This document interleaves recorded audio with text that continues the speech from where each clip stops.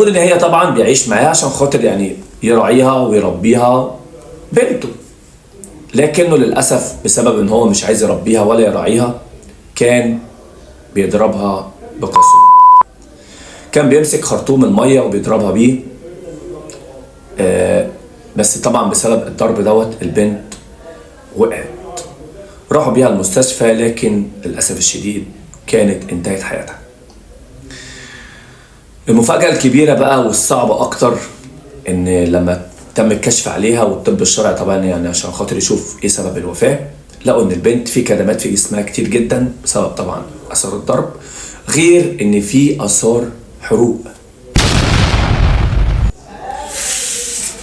عنده 45 سنة، يعني لسه صغير مش كبير يعني.